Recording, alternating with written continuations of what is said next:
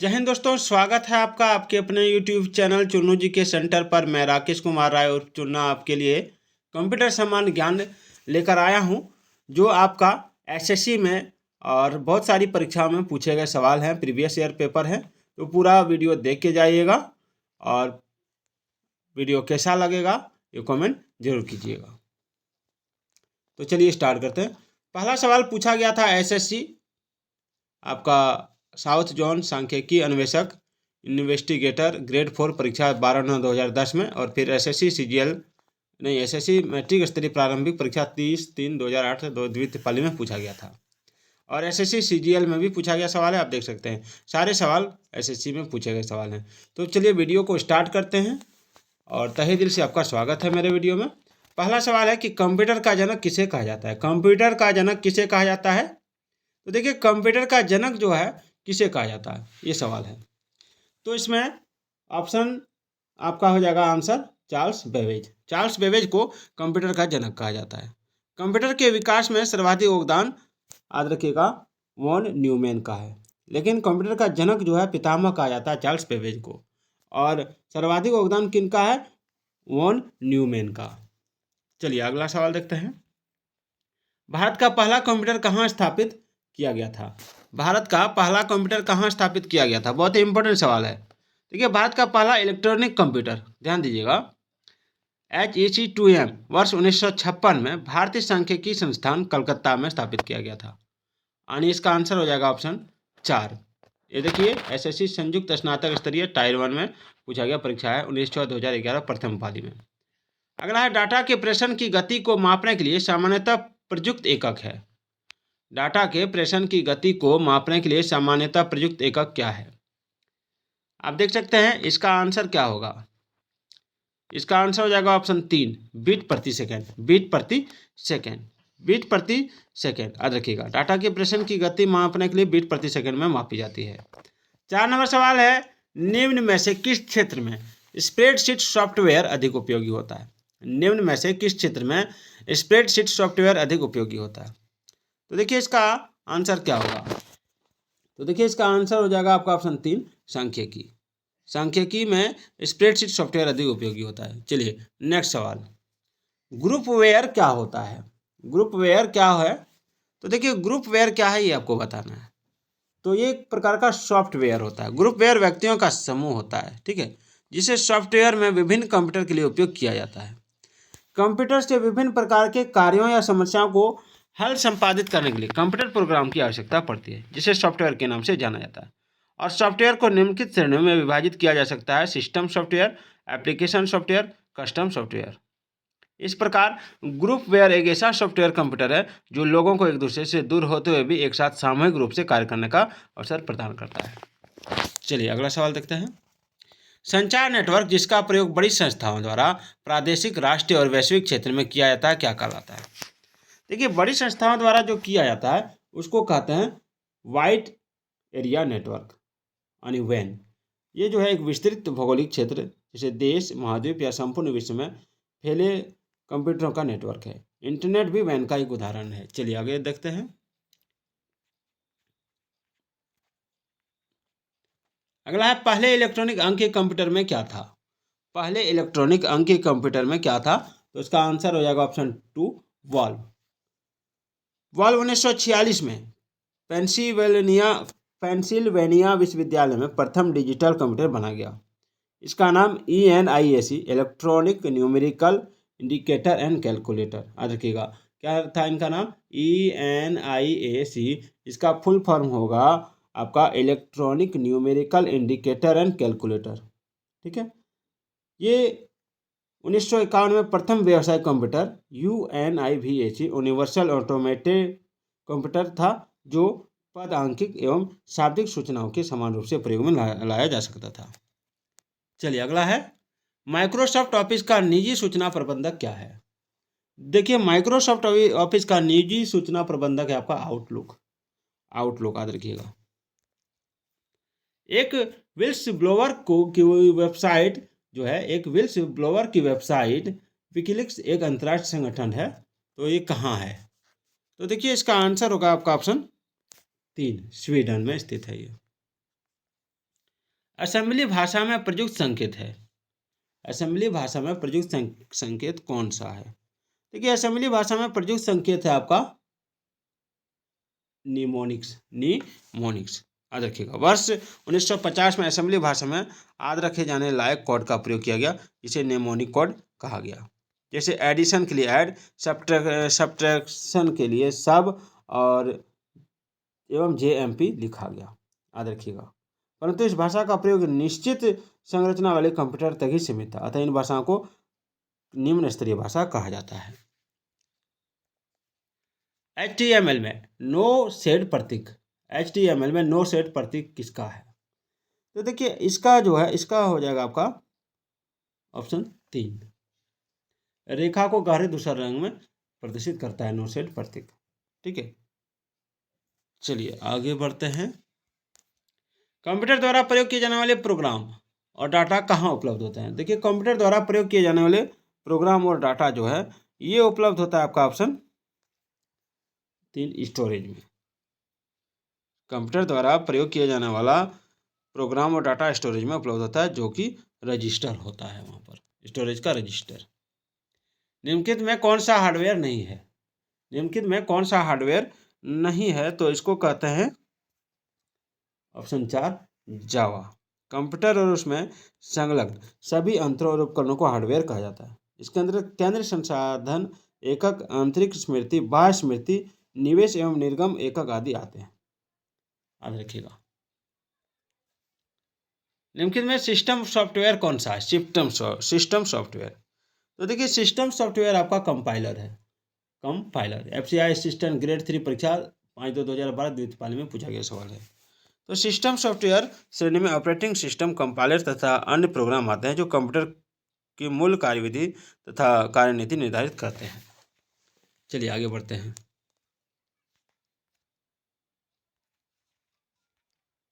Computer विज्ञान में 1 kilobyte का मान क्या है? देखिए कंप्यूटर विज्ञान में 1 किलोबाइट का मान जो है वो हो जाएगा आपका ऑप्शन 2, 1024 बाइट। कितना हो जाएगा? 1024 बाइट।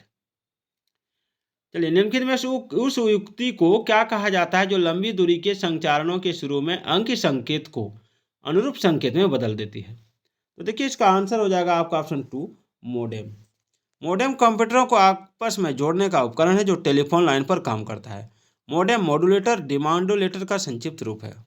एक ऐसी युक्ति है जो किसी आंकिक सूचना को मॉड्यूलेट करके एनालॉग रूप में प्रारूप में भेजती है, और जो एनालॉग प्रारूप में इसे सिग्नल मिलता है उसे डिमॉड्यूलेट करके डिजिटल रूप में ग्रहण करती है।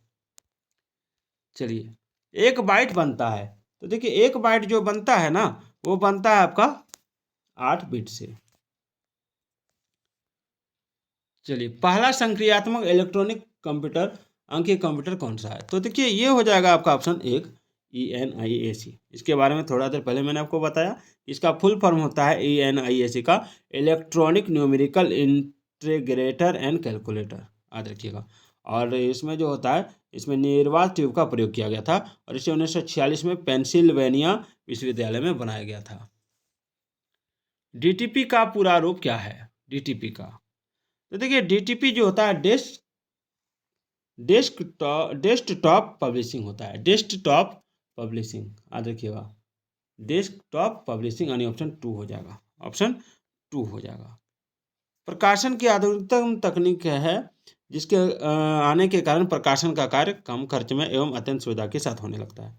इसमें जो है 3 प्रकार का कंप्यूटर आता है। व्यक्तिगत कंप्यूटर और पेज लेआउट करने के लिए एक नया अथा परिदृश्य तथा प्राप्ति सॉफ्टवेयर होता है पेज लेआउट करने के लिए, और एक अच्छी गुणवत्ता वाला एक प्रिंटर आता है इसमें। निम्न में से कौन सा कंप्यूटर नेटवर्क नहीं है? तो देखिए कंप्यूटर नेटवर्क नहीं है ये पूछा जा रहा है, तो इसमें ऑप्शन हो जाएगा आपका ऑप्शन 3, व्यक्तिक नेटवर्क। व्यक्तिक नेटवर्क ये जो है ये कंप्यूटर नेटवर्क नहीं है। अगला सवाल आपका 21 नंबर। जब कई कंप्यूटर को एक छोटे से क्षेत्र में बिना टेलीफोन के तारों के परस्पर जोड़ दिया जाता है तो इसे क्या कहते हैं? देखिए इसको कहते हैं आपका ऑप्शन 2, स्थानीय क्षेत्र नेटवर्क, लेन। ठीक है, लैंड लोकल एरिया नेटवर्क। चलिए अगला है 5वीं पीढ़ी के कंप्यूटर में क्या उपलब्ध नहीं है? देखिए 5वीं पीढ़ी के कंप्यूटर में जो है वो आपका उपलब्ध नहीं है निर्वात ट्यूब। ट्यूब। निर्वात ट्यूब का प्रयोग प्रथम पीढ़ी के कंप्यूटर में किया जाता था। 5वीं पीढ़ी के कंप्यूटर में बोली की पहचान, कृत्रिम बौद्धिकता, अत्यधिक एकीकरण, समांतर संसाधन एवं सुपर कंडक्टर का प्रयोग किया जाता है। चलिए, किसी कंप्यूटर में जोड़ने, तुलना करने और मिलाने के कार्य कहाँ होता है? तो ये जो होता है, ये होता है आपका ऑप्शन 2 CPU चिप में। CPU में यानी कंट्रोल प्रोसेसिंग यूनिट कंप्यूटर का एक मस्तिष्क कहलाता है और CPU चिप कंप्यूटर का वह भाग है जहाँ सभी गणितीय और तार्किक गणनाओं को करने के लिए उत्तरदायी होता है। 2G स्पेक्ट्रम में प्रयुक्त G अक्षर क्या द्योतित करता है? तो 2G स्पेक्ट्रम में प्रयुक्त G जो है ये आपका जनरेशन यानी ऑप्शन 3 जनरेशन के बारे में बताता है। उच्च गति का एक ऐसा नेटवर्क है, डैश एक उच्च गति का एक ऐसा नेटवर्क है जो किसी शहर या नगर में स्थानीय नेटवर्क को जोड़ता है। तो देखिए इसका आंसर होगा आपका ऑप्शन 2 मैन यानी मेट्रोपॉलिटन एरिया नेटवर्क। चलिए आगे बढ़ते हैं। पीडीए का पूर्ण रूप क्या है? पीडीए का पूर्ण रूप क्या है? तो देखिए पीडीए का पूर्ण रूप होता है personal digital assistant. Personal digital assistant option 1। चलिए आगे बढ़ते हैं।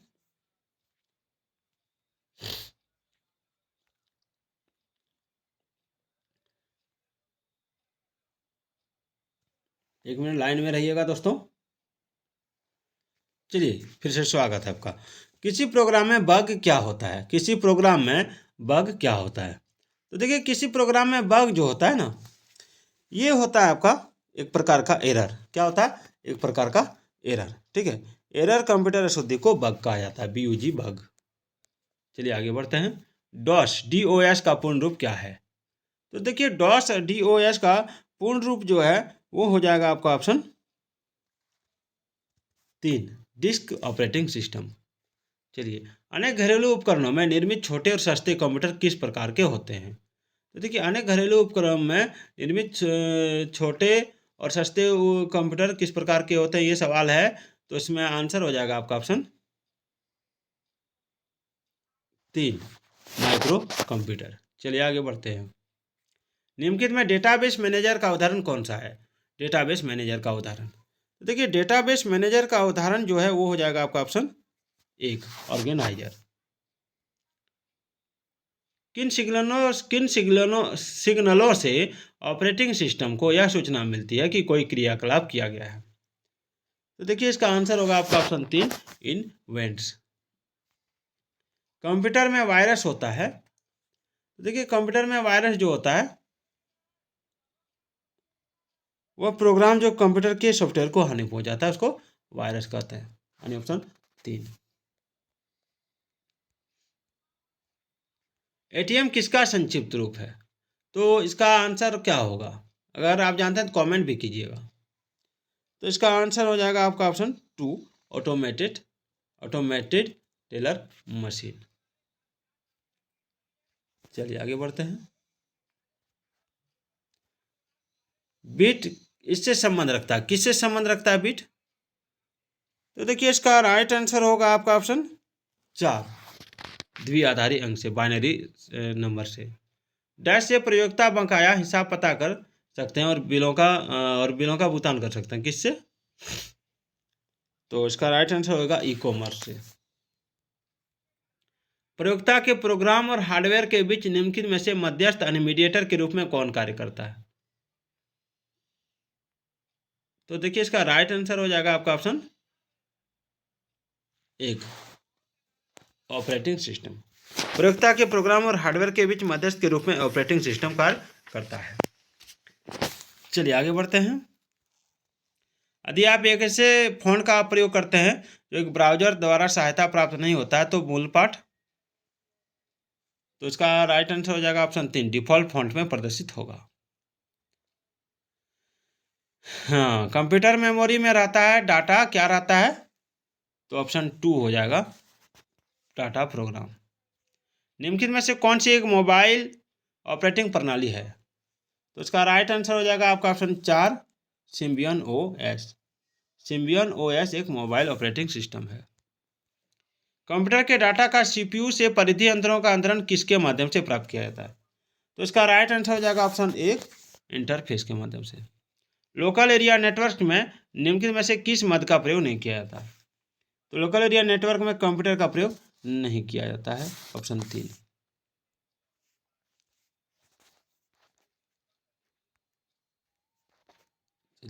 ईवीएम किसको कहते हैं? ईवीएम किसको कहते हैं? तो देखिए इसका राइट आंसर हो जाएगा आपका ऑप्शन 3, इलेक्ट्रॉनिक वोटिंग मशीन को। जेडीबीसी इसका सूचक है। किसका सूचक है जेडीबीसी? तो इसका हो जाएगा ऑप्शन 2, जावा डाटाबेस कनेक्टिविटी का। जब इसमें बिजली बंद हो जाती है तो मेमोरी के कंटेंट्स गुम नहीं होंगे। तो इसका राइट आंसर हो जाएगा अपार्टमेंट इंटरनेट का पूर्ववर्ती उपकरण।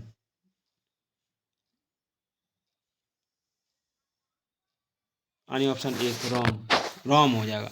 रोम में बिजली बंद हो जाती है तो मेमोरी के कंटेंट नष्ट नहीं होते हैं, जबकि रैम के कंटेंट नष्ट हो जाते हैं क्योंकि यह अस्थायी मेमोरी है। चलिए, निम्नलिखित में से कौन सा इंटरनेट का पूर्ववर्ती उपकरण है? तो ऑप्शन 4 हो जाएगा, अपार्टमेंट इंटरनेट का पूर्ववर्ती उपकरण है। एक ऑप्टिकल डिस्क पर लिखने की प्रक्रिया क्या है? एक ऑप्टिकल डिस्क पर लिखने की प्रक्रिया क्या है? तो देखिए इसका राइट आंसर हो जाएगा आपका ऑप्शन 4, एक ऑप्टिकल डिस्क पर लिखने की प्रक्रिया बर्निंग कहलाती है। अगला सवाल, वह स्थान क्या कहलाता है जिसके द्वारा डाटा कंप्यूटर में प्रवेश कर सकता है या उसे छोड़ सकता है? तो इसको बोलेंगे पोर्ट। पोर्ट के द्वारा डाटा कंप्यूटर में प्रवेश करता है या उसे छोड़ सकता है। चलिए, एक सीआरटी में जिस रेट पर स्कैनिंग को दोहराया जाता है उसे क्या कहा जाता है? तो उसे कहा जाता है आपका ऑप्शन 1, रिफ्रेश रेट। ठीक है। अगला है, असेंबली भाषा से मशीन के लिए अनुवादक को क्या कहते हैं? असेंबली भाषा से मशीन भाषा के लिए अनुवादक को क्या कहते हैं? तो इसका राइट आंसर होगा आपका ऑप्शन 1, असेंबलर। चलिए आगे बढ़ते हैं।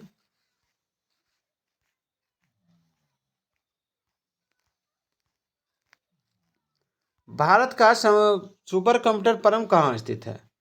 तो भारत का सुपर कंप्यूटर परम पुणे में स्थित है। आरडीबीएमएस का विस्तृत रूप बताइए। तो आरडीबीएमएस का विस्तृत रूप क्या होगा? Option 2, relation database management system. वह कौन सा प्रोग्राम है जो प्रोग्रामों को मेमोरी में रखता है और उन्हें निष्पादित करने के लिए तैयार करता है? तो ऑप्शन 3, लोडर। आरओएम में यानी रोम में स्टोर किए गए प्रोग्राम क्या कहलाते हैं? तो फर्मवेयर, याद रखिएगा। सीपीयू का निष्पादन प्रायः किसमें मापा जाता है? तो इसका हो जाएगा आपका ऑप्शन 2, एमआईपीएस में। सेंट्रल प्रोसेसिंग यूनिट का निष्पादन प्रायः एमआईपीएस में मापा जाता है। सीडी तथा डीवीडी की दंतुरता को क्या कहते हैं? ये नहीं है। तो ऑप्शन 3, पथ यानी ट्रैक, इंग्लिश में बोले तो ट्रैक। आइकॉन कैसे डिमांड होते हैं? आइकॉन की डिमांड जो होती है, आइकॉन डिमांड होते हैं, कैसे डिमांड होते हैं? तो मूर्ति के रूप में। निम्न में से कौन सा एक MSDOS बाय कमांड है? तो ऑप्शन 3, फॉर्मेट। एक एड्रेस में होता है, तो एक एड्रेस में होता है आपका एक ऑफसेट, एक आधार रजिस्टर, एक सूचक रजिस्टर, यानी उपयुक्त सभी हो जाएगा। चलिए अभी और बाकी है।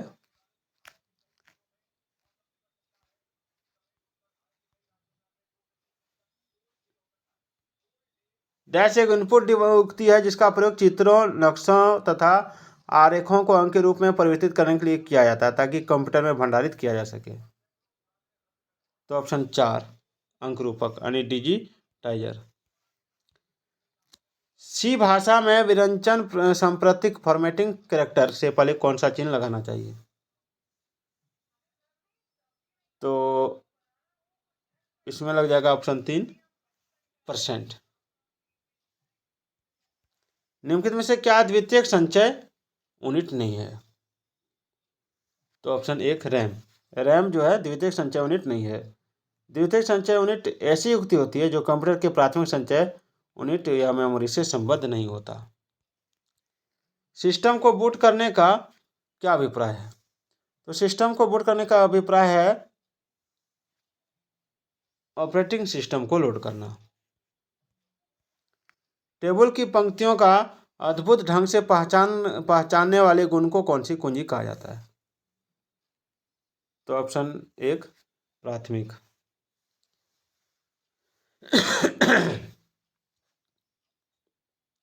चलिए आगे बढ़ते हैं। विंडोज में add, remove programs and new hardware modem आदि जैसे आइकन किस में रहते हैं? तो ऑप्शन 2 कंट्रोल पैनल में। विंडोज में add, remove program, add new hardware modem आदि आइकन कंट्रोल पैनल में होते हैं।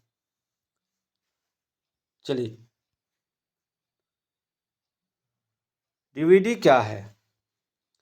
तो डीवीडी क्या है ये पूछा जा रहा है। तो digital versatile disc, digital versatile disc, यानी इसको डीवीडी कहते हैं। डीवीडी की खोज फिलिप्स, सोनी, तोशिबा था पैनासोनिक ने 1995 में की थी और शुरू में डीवीडी का विस्तृत रूप डिजिटल वीडियो डिस्क था। कंप्यूटर पर आरोपित ज्यादातर त्रुटियां किस कारण होती हैं? तो ऑप्शन 4 डेटा प्रविष्टि में त्रुटि के कारण। चलिए आगे बढ़ते हैं। आरंभ और अंत की रेखाओं का संरेखन इस प्रकार किया जा सकता है। तो देखिए, इसमें राइट आंसर होगा आपका ऑप्शन 2 औचित्य। निम्न में कौन युक्त ऑपरेटर नहीं है? तो ऐड। एमएस एक्सेल में वर्कशीट में मानों को दर्शाने के लिए किसका प्रयोग किया जाता है?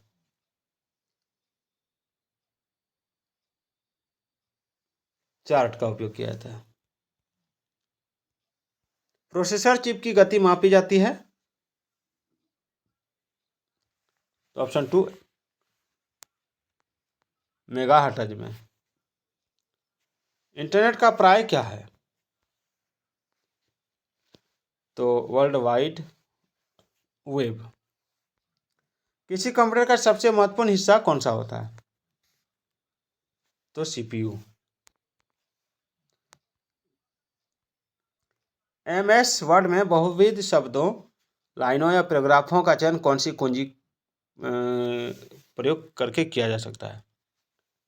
तो ऑप्शन 4 कंट्रोल। एमएस वर्ड में बहुविध शब्दों, लाइनों व पैराग्राफों का चयन कंट्रोल यानी प्लस कंट्रोल कुंजी का प्रयोग करके किया जा सकता है।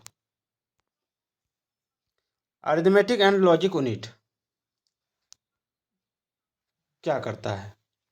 अरिथमेटिक एंड लॉजिक यूनिट जो है, इसका काम है आपका ऑप्शन 1 गणितीय संक्रियाएं पूरी करता है और तुलनाएं करता है, यानी ऑप्शन 4 इसका राइट आंसर है।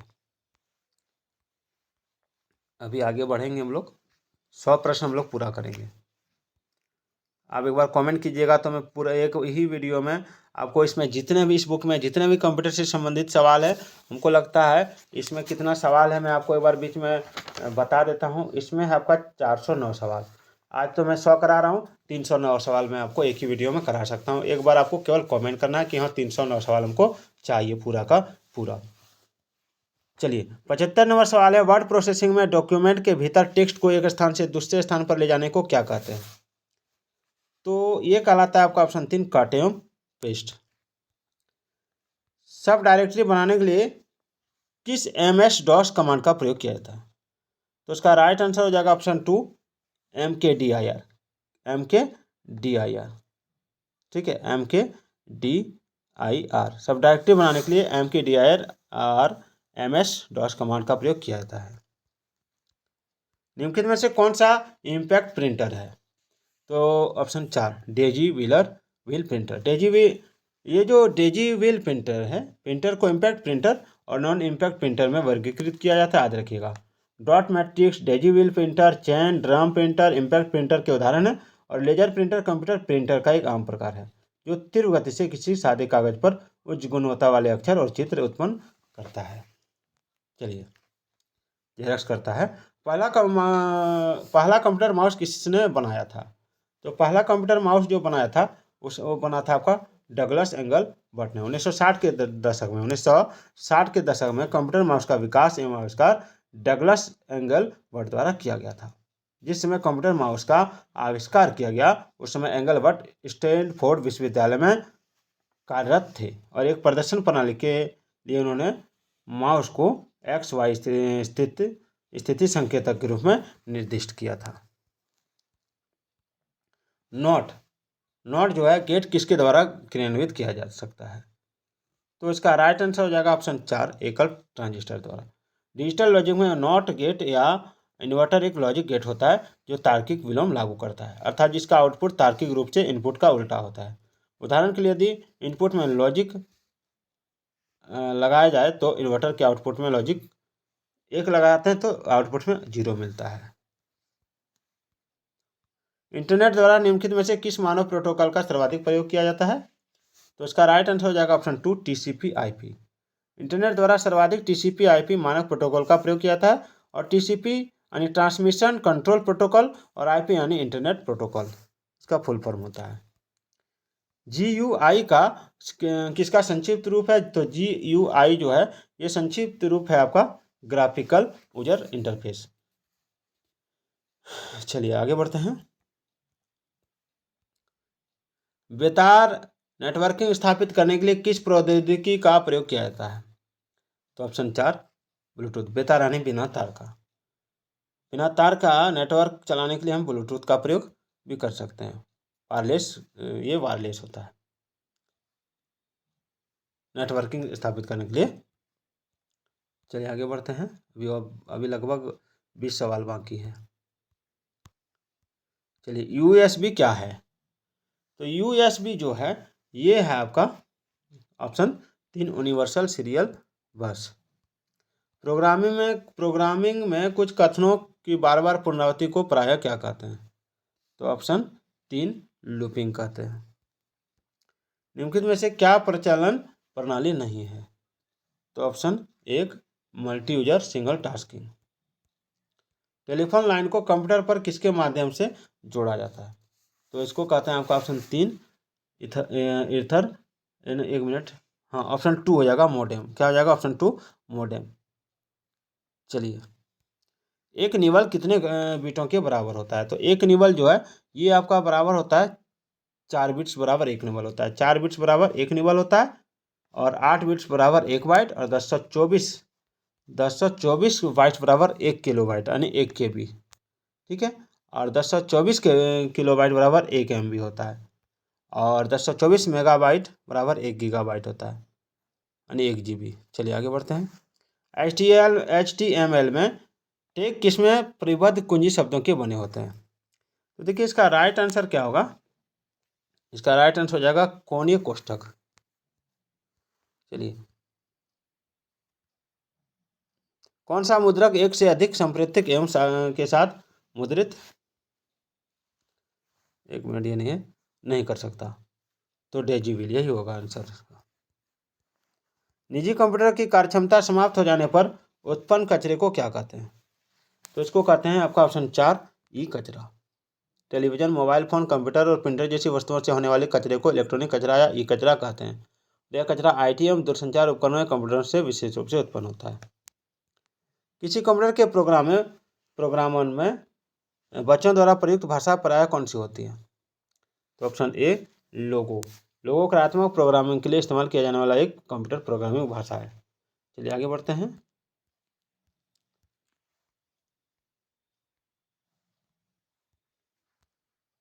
थोड़ा कम दिखाई देगा आप लोगों को, इसलिए मैं वीडियो को यहीं रोक रहा हूँ। और आज का ये वीडियो आपको कैसा लगा कमेंट करके जरूर बताइएगा। तो फिर मिलते हैं। जय हिंद, जय भारत।